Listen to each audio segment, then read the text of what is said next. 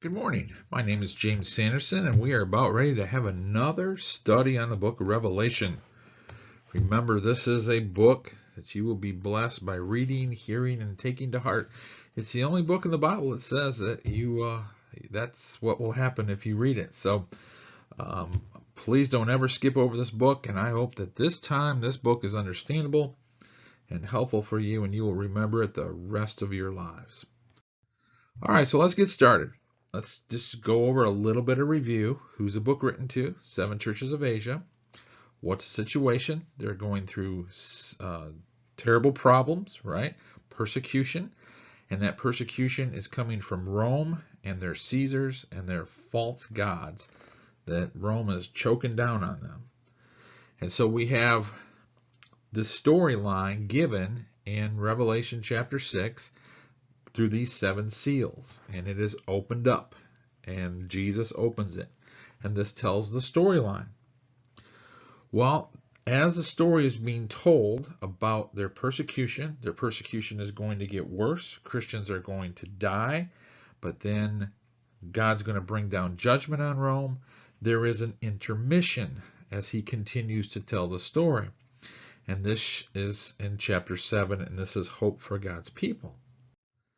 Then he continues to tell the story and says, look, I'm going to bring judgment down on Rome and these false gods, right? This is end-time judgment, not end-of-time judgment. And then he continues that with the 7 trumpets. These are trumpets of warning. Come on, Rome, get your act together before I have to bring down judgment. And that is between chapters 8 and 11. But then as he continues the story, he stops and pauses again, and there's another intermission, and that is in the middle here in chapters 10 and 11, and he basically tells the gospel, okay? And he wants the gospel message to go out to this world, this Roman world, before he brings down the judgment. And then the last trumpet is at the end of chapter 11. This is a reminder of God's reign and rule. And then we have the last intermission, and that's the one we're in today. We started it last week, and this goes all the way from Revelation 12 to 14, seeing the bigger picture. God just like, I want you to see the bigger picture before I bring down this ultimate judgment on Rome.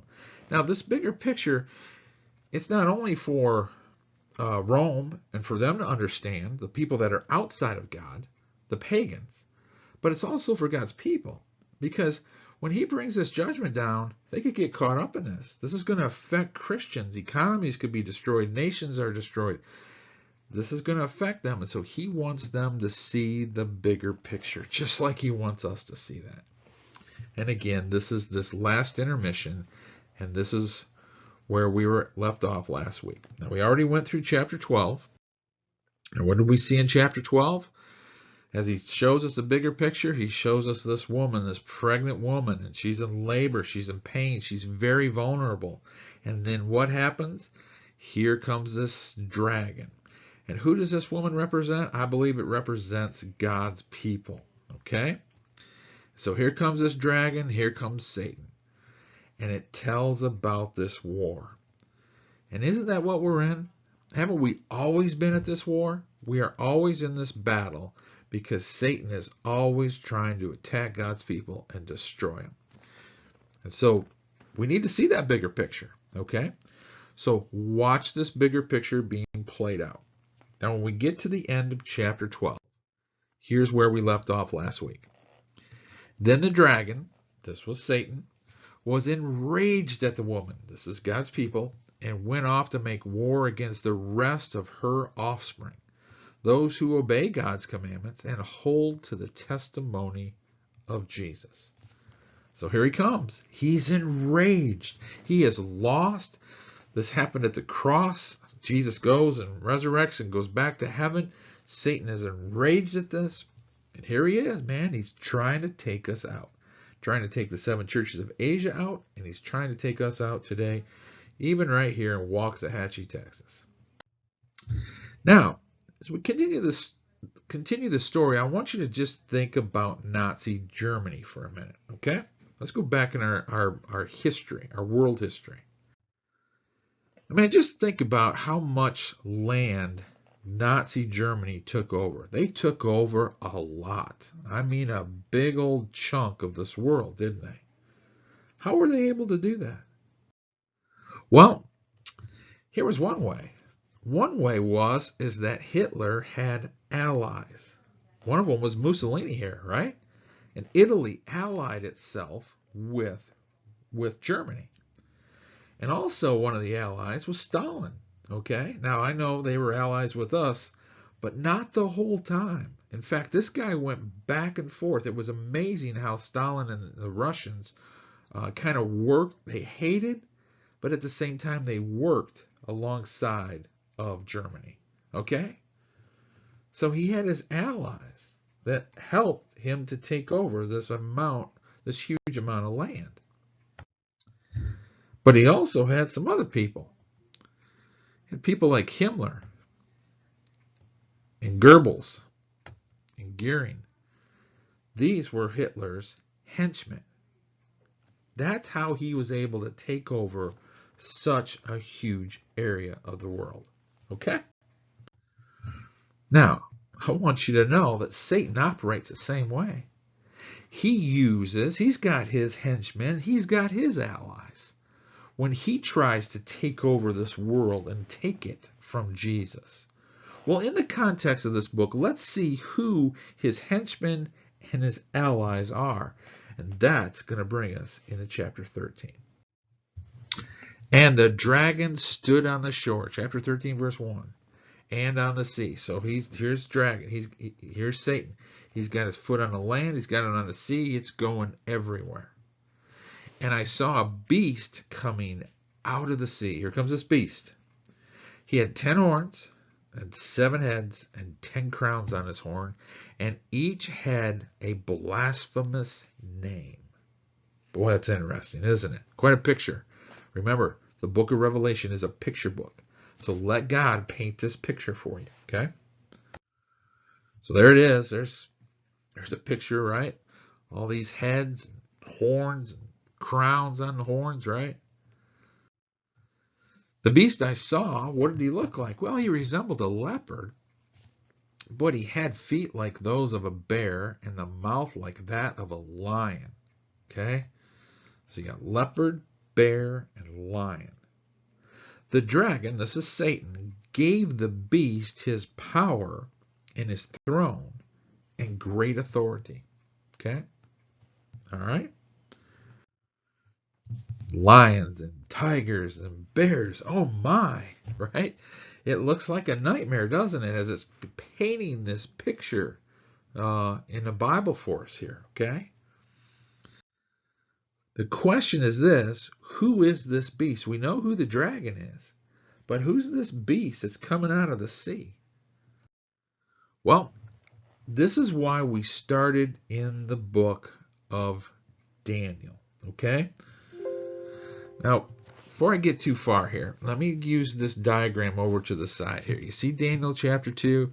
There was this great statue and it had 4 pieces. Now, each one of those pieces represented a kingdom that was on this earth. The Babylonians, the Medo-Persians, the Grecian Empire, and then finally Rome. And the real focus is on Rome, okay? Well, that was Nebuchadnezzar's dream. Then Daniel has a dream, and it's very similar. It is in Daniel chapter 7, and it's of animals and beasts, okay? And look what they are. A lion, a bear, and a leopard. That's the same thing we saw over here in the book of Revelation chapter 13. The same animals, okay? Now, who did they represent? They represented the Medo-Persians, the Babylonians, and the Grecian Empire, okay? But remember, though, the focus in both Daniel 2 and Daniel 7 is on the Roman Empire. That brings us to Revelation. What is the focus there? It's on the Roman Empire because that's who the 7 churches of Asia were being persecuted against, okay, or by. Okay, so that's who we're pointing to. Now, when we jump back over to Daniel, and this is why we started with Daniel in this study, and if you're just jumping in right now and you haven't went through those Daniel studies, get on my YouTube channel here, Saving Souls in the 21st Century. Look up your lessons for Daniel and go through those, because you're going to see the connection between Daniel and Revelation. But when he's dealing in chapter 7 here, okay, and you're thinking about these four kingdoms, the Babylonians, the Medo-Persians, the Grecian Empire, and then eventually the Roman Empire. In this vision that Daniel has, it says the other beast, that would have been the Medo-Persians, the Babylonians, and the Grecian Empire, had been stripped of their authority. They're gone. But were allowed to live for a period of time. Those guys are gone. In that vision, they're gone. But they all point to Rome. They still had a period of time where they existed. How was that possible that they're gone? Because they are all seen, they have parts or pieces of those empires that are inside of the Roman Empire. And this is what made the Roman Empire so fierce. It had some of the bad qualities of the Babylonians. It had some of the bad qualities of the Medo-Persians, bad qualities of the Grecian Empire, and it's all wrapped up in Rome. And this is what the book of Revelation is pointing to. And so that's why I believe the Bible used a tiger, a bear, and a lion and a leopard, right? Okay? It's all right there. All in Rome. These guys are bad news, man. And this is that letter written to those 7 churches of Asia. Okay. One of the heads of the beast seemed to have a fatal wound. Oh, this is great news, isn't it? Oh, this is great. Okay, fatal wound. But the fatal wound had been healed. And the whole world was astonished and followed the beast. Amazing, right? It's like it looks like they were gone. It looks like they were taken out. But hey, they're back. They're back. And who is it? It's Rome. It's Rome. Now, who or what are the 7 heads? Okay, we found out who the beast is. That's Rome. What are these 7 heads? Well, let's find out. So here's a picture of these 7 heads coming out of this animal, okay? That has the look of all 3 of the animals. So there it is. That'd be a nightmare, wouldn't it? You go screaming out of the house if you woke up having a dream like that. Here's what we need to do. And this is where you got to do your homework. You got to take Daniel 7, and you got to connect it to Revelation chapter 13, which is what we're in today. And also couple that with Revelation 17. Now, when you put these 3 together, you're going to see a pattern. Now, watch that pattern play out. Okay? There's a connection. And this amazes me that the Bible was foretelling all of this stuff that was going to happen in the book of Revelation to the 7 churches of Asia, all the way back in the book of Daniel. It just again shows that this Bible is inspired and it's not some made-up story. All right, so let's go back to Daniel chapter 7. And when we go back to Daniel chapter 7, and it mentions this Roman Empire, it talks about their kings. Roman Empire had kings. They were called Caesars, okay? And it lists the 10 and then the 11th. Okay, now this is Daniel, not Revelation, okay? This is the numbers that it uses. So if you go back and you look at their Caesars, it says Augustus, Tiberia, Claudius, or Caligula, Claudius, and Nero. Okay, there's the first 5. Then there was Galba, Otha, and Vitellius. Then Vespasian and Titus. Now Daniel tells us that 3 of them were subdued. And if you notice numbers 6, 7, and 8 here, these guys only reigned a couple of months. Okay, I mean, they didn't even have time to breathe hardly before they were assassinated. Then another guy was assassinated. Then another guy was assassinated. Okay. But the focus here is on number 11. This is the real bad guy that's going to persecute the saints, which the book of Revelation is going to point to. Now, we've already went through all of that, but I want to remind you of what was going on in Daniel 7. Okay? So here comes this bad guy, and he's going to be Caesar Domitian, and he's going to be the one that's everybody needs to look out for. Now we're going to go to Revelation 13. Now watch how this plays out. You've got Caesar Augustus, Tiberius, Caligula, Claudius, Nero. And then it skips over to Vespasian and Titus, and then eventually to Domitian. Now, what does the text say in chapter 13? That one of the heads had a fatal wound. The fatal wound happened when Galba, Otha, and Vitellius was in power. There was total chaos in the nation, okay? There was Caesars being assassinated left and right. So it looks like it had a fatal wound. In fact, things were so bad. Did you see Caesar Vespasian here? Remember when we went through the destruction of Jerusalem also prior to the book of Revelation?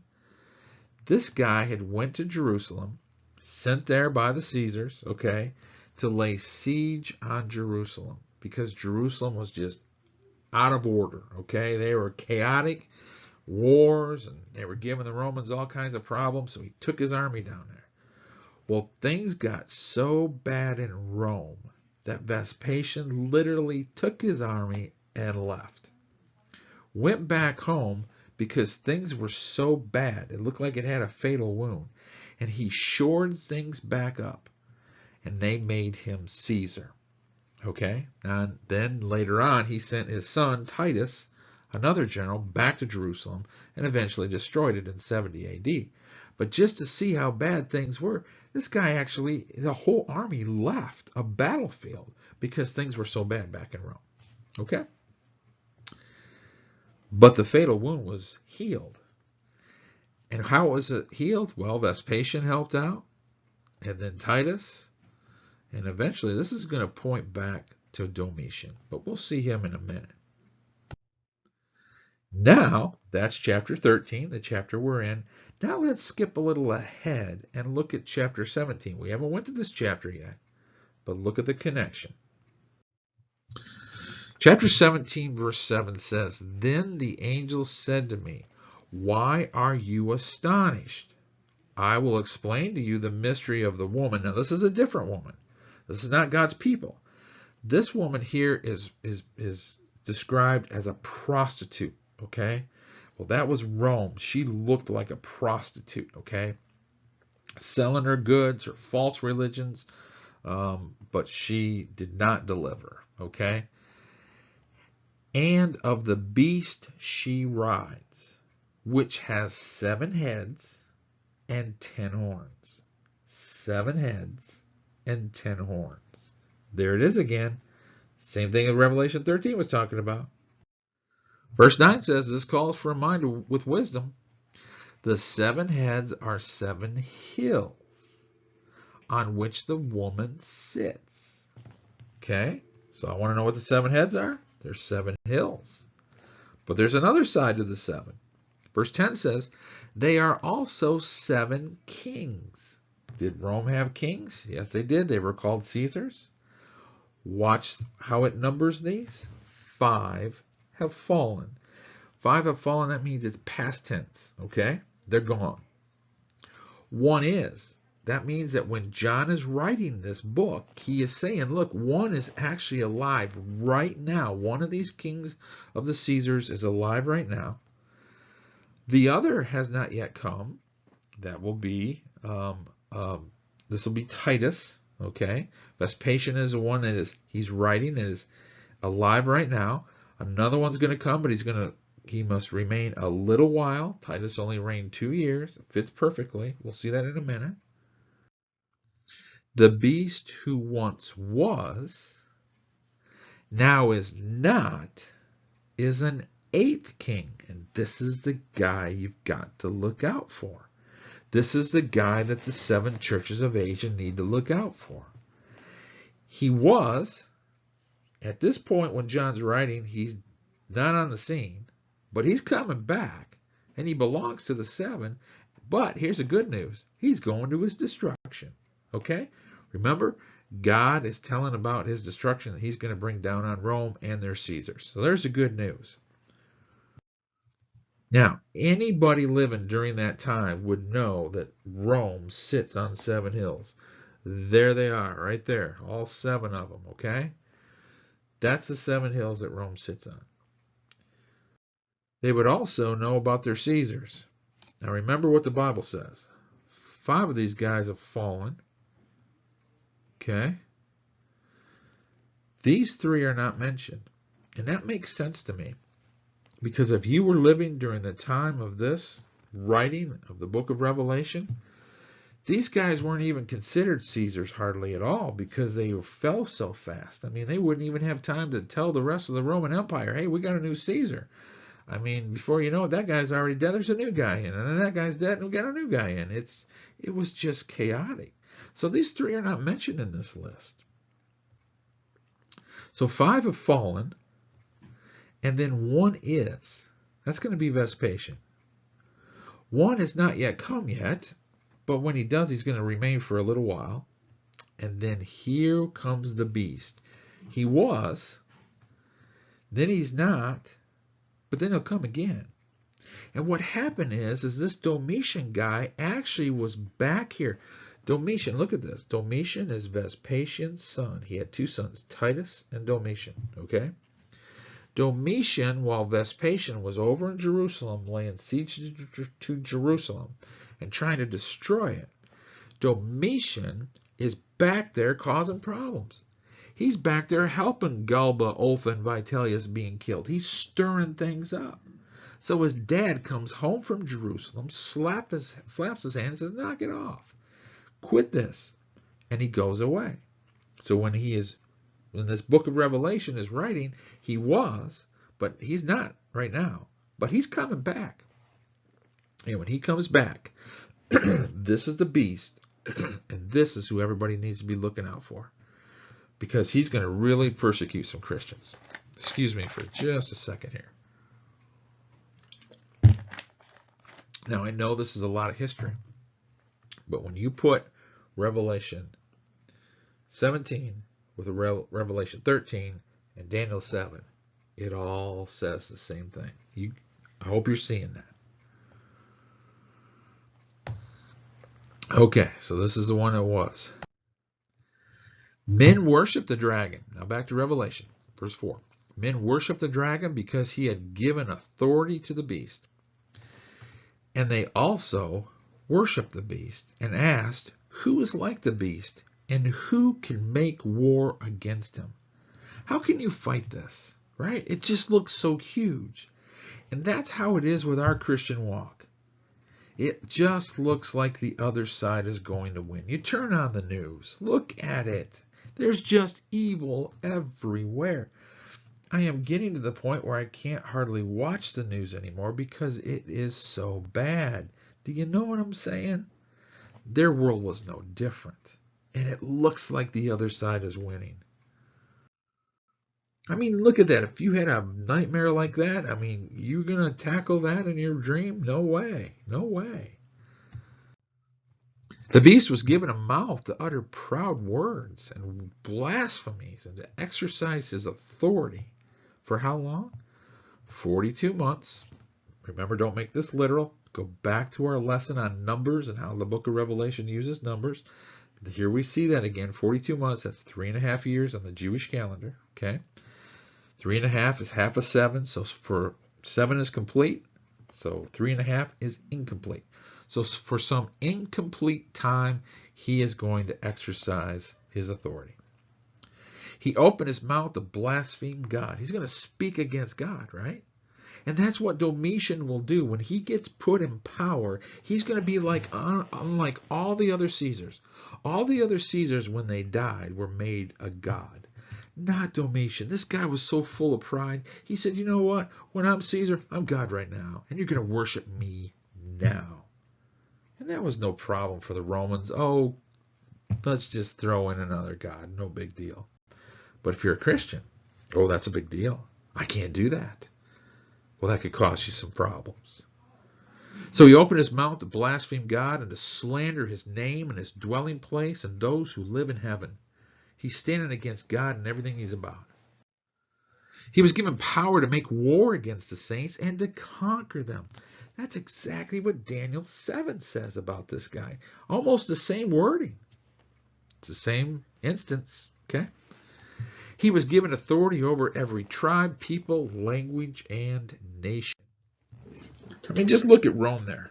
Look how big they were, and look how much territory they dominated.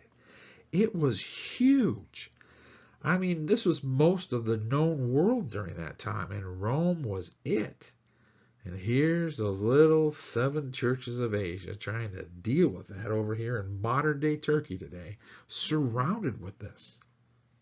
Been a tough place to live, wouldn't it? Kind of sounds like where we live. You know what I'm saying? All inhabitants of the earth will worship the beast, all whose names have not been written in the book of life, belonging to the Lamb that was slain from the creation of the world. That's right, he was slain from the creation of the world. This was all set in place before this world started. So, Rome has this complete power, don't they? That's right. So now we've got who the 7 heads are. There's 7 kings and also the 7 hills that Rome sits on. Okay. But who are the 10 horns? Who are these guys? Well, let's go over to Revelation 17, because Revelation 17, we're going to skip ahead a little bit. It will talk about these horns. The 10 horns you saw are 10 kings who have not received a kingdom, but who for 1 hour will receive authority as kings along with the beast, along with Rome. They have one purpose and will give their power and authority to the beast. So they're going to work right alongside him, and they will make war against the Lamb. Wow, pretty scary, isn't it? So who is these 10 horns? These are other nations giving power to Rome. Now remember, when we look back here, we looked at Hitler in World War II. He had his allies, didn't he? He had Italy. He had Russia. I mean, Russia was there for him, and then he wasn't there, and then they kind of worked together. It was crazy, okay? But Hitler had his allies, and so does Rome. So Rome's the beast. Rome's complete power are the 7 heads. This is their Caesars. And then their allies are the 10 horns. And they're all working together. Okay? All working together to take out the 7 churches of Asia and every Christian on the planet. And nothing has changed.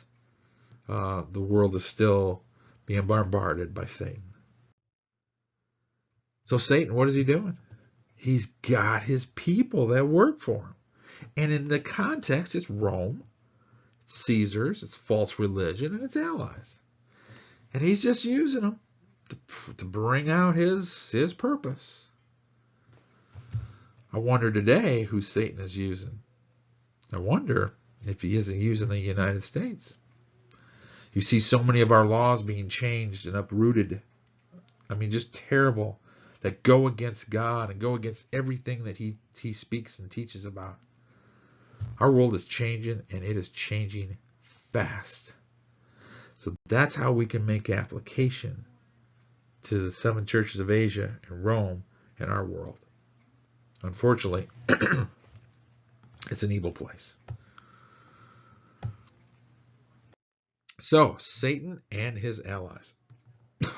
Excuse me. Verse 9, back to Revelation. He who has an ear, let him hear. If anyone is to go into captivity he will go. Just talking about Christians. If anyone is to be killed with the sword, he will be killed. This is talking about Christians. This calls for what? Patient endurance and faithfulness on the part of the saints. And that's the context. We saw it in chapters 2 and chapters 3. Christians were dying, and more will die. And that's what this letter's about. That's what Daniel said. The saints will be handed over to him for a time, times, and half a time, until the courts sit and judgment is given in favor of the saints. But people, this is the world we live in. Then I saw another beast coming out of the earth. He had 2 horns like a lamb, and he spoke like a dragon. So here we got another beast here. This nightmare is not over yet. Okay? So here's a lamb, and when you think of a lamb, you think about Jesus, you think about, nice and pure, you pet it, but this one's got a couple horns, and who knows, maybe a couple fangs here, okay? But then you have a dragon, and it has the appearance of both here. This is interesting. Think about 2 Corinthians chapter 11 for a minute. For such men are false apostles, deceitful workmen, masquerading as apostles of Christ. And no wonder, for Satan himself masquerades as an angel of light. That's what he does, doesn't he? Yeah. It is not surprising then if his servants masquerade as servants of righteousness. Their end will be what their actions deserve. And that's what I think is happening here. This looks good at first. It's got the appearance of some good. But there's also evil here. And that's what Satan does. Sometimes Satan looks good. If he didn't, nobody would follow him. We would never sin if it didn't look good. And that's how he fools us. Now back to Revelation. Verse 12. He exercised all the authority of the first beast on his behalf and made the whole earth and its inhabitants worship the first beast, whose fatal wound had been healed. Okay, we're back at it, guys. We're back. So again, you see this, right? The same picture. 5 have fallen, one is not yet come, but he's going to reign a short time, and then here comes that beast Domitian, right? Here he is. And he is coming back with a vengeance. So Caesar Domitian. And what did he say he was? I'm God, and you got to worship me. Revelation chapter 17, he looked like he had a fatal wound. Rome looked like it had a fatal wound, but it was healed because who came back? Here comes eventually Domitian. So here he is. And Rome is healed. They're back. Verse 13. And he performed great and miraculous signs, even causing fire to come down from heaven to earth in full view of men. Now, again, don't take this literal. But again, Satan masquerades as an angel of light, okay? Because of the signs, he was given power to do on behalf of the first beast. He deceived the inhabitants of the earth. He ordered them to set up an image in honor of the beast, who was wounded by the sword and yet lived. Again, let's talk about these signs for a minute. When you go back to our church in Pergamum, this is one of the 7 churches of Asia, guess what's right in their town? The emperor's temple. And guess what people had to do? They had to go in there and they had to worship. They had to worship, right? Worship Caesar. They're false gods.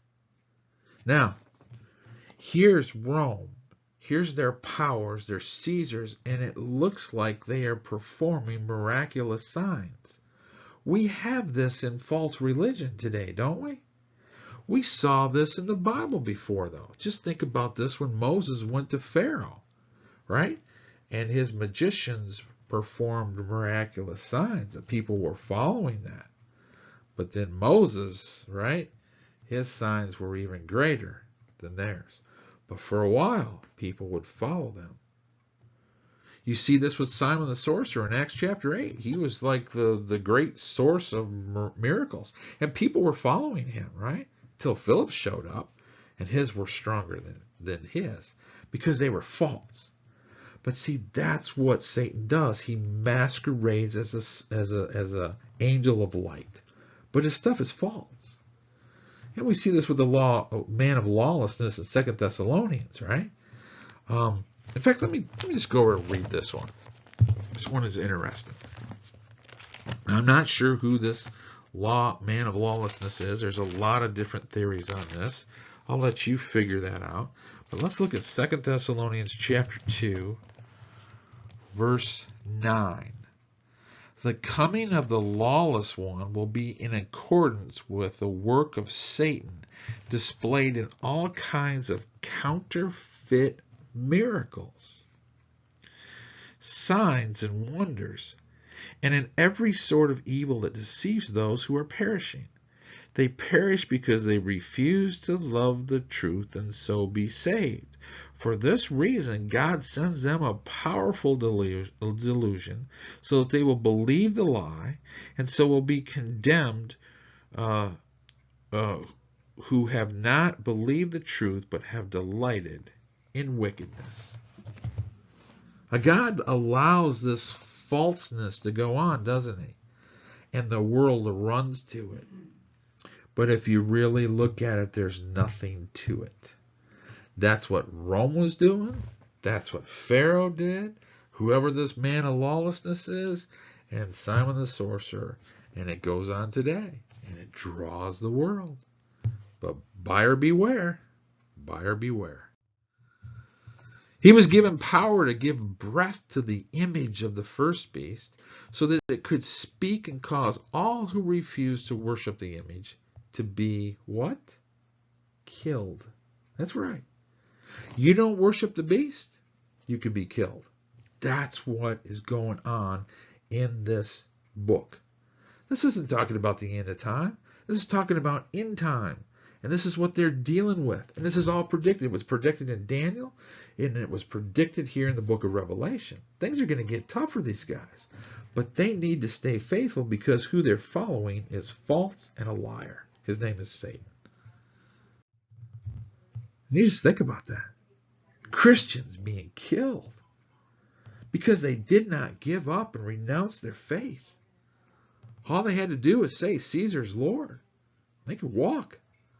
But they didn't do it, did they? We just look at this picture here with all these Christians huddled around in a pile here as they send out the lions to devour them. And the crowds would just roar. Oh, great, this is wonderful. And these Christians being killed. And who does it look like is losing here? It looks like the Christians are losing. But who's really losing? It's the people in the stands. It's the people who say that Caesar is God. And church, it's no different today. We are not on the losing side. We're on the winning side. And we need to understand that. So this first beast is Rome. It's military, it's kings, it's allies. But the second beast is its false religion and its emperor worship, which eventually points to Caesar. So the first beast and the second beast, they're the same. They're both Rome, but they have different pictures to it. And they're all working in cahoots to destroy God's people. He also forced everyone, small and great, rich and poor, free and slave, to receive a mark on his right hand or on his forehead. There it is, right? So that no one could buy or sell unless he had the mark, which is the name of the beast or the number of his name. If you don't have this mark, then you're not going to be able to buy and sell. If you don't have this mark, it could cost you your life. And the question is this: what is this mark? Well, it's the number of the beast or the number of his name. For this calls for wisdom. So let's get ready. Use your minds here. Stay with the context. And remember, don't make these things literal. They are figurative. And step back and get the bigger picture. Anyone who has insight, let him calculate the number of the beast, for it is what? It is man's number. His number is 666. 6. Now, what is the mark of the beast? What is that? Oh, there's lots of different theories out there today. Can I just share some of them with you? Here's some of the theories. It's a chip in your hand, okay? Everybody's talking about this. Man, it's a chip. They're going to put a chip in your hand. You got the mark, right? Can't buy or sell unless you got the chip, okay? Others are saying it's a literal marking on your forehead, just like Revelation says, 666. Monster, if you add it up here and use this symbol and stuff, I guess it adds up to 666. I don't know. I'm just going to have to take their word for it. This monster drink, okay? I guess if you take Allah and you use some numbers, the Greek number 666, Allah is 666, okay? Others say that Caesar Nero, if you take the letters that he has in his name and you use the numbers for each letter and add it up, it comes to him. That's another theory. It's right there on your hand. It's on the back of your hand. It's a literal number. It's our money. Okay, right? Or it's Al-Qaeda. There's some markings and stuff, and people do some math with it, and they come up with that.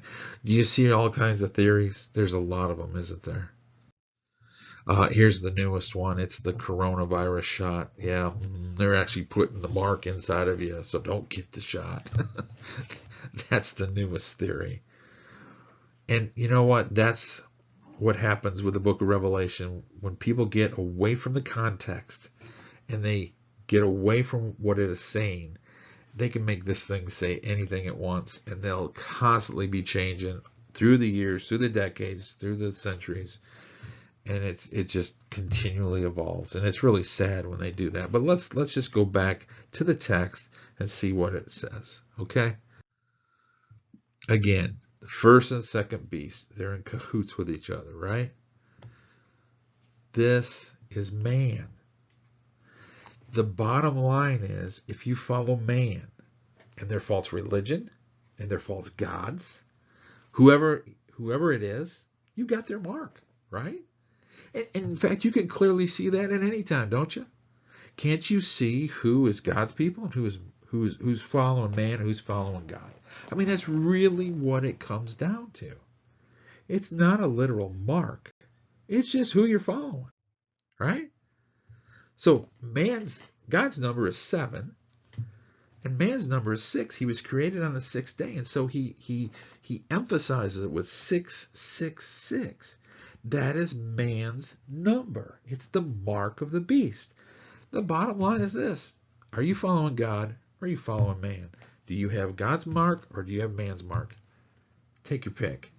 If you got man's mark, yeah, you might be able to buy and sell. You might be able to weather this storm. You may not have to go to that lion's den eventually, or not the lion's den, but the Colosseum eventually, and die. But you don't have God's mark. And so the question is, who are you going to follow? One is on a losing side and one is on the winning side. If you're on the winning side, you got God's mark and you're going to win. And that's the book of Revelation. Stay on the winning side and don't leave Jesus, because there's nothing out there that man has for you, and none of these things will ever benefit you in any way. Church, stay faithful. Hope this book is helping. I know you learned a lot of history today. It was a bunch. It was just like I went boom. But if you're staying with these lessons, this will make sense. If you got any questions, get a hold of me some way. Get with the Brown Street Church of Christ. Love to try to sit down and help you. And we know all the answers are found in the Bible, but just stay with context. Don't leave context. And I hope what you can see here clearly is this is all happening back during the 1st century. It is not something that happened to the future, as our religious world has made it look like. God bless you guys, and we will see you next time, and we will do chapter 14 next week, Lord willing. God bless.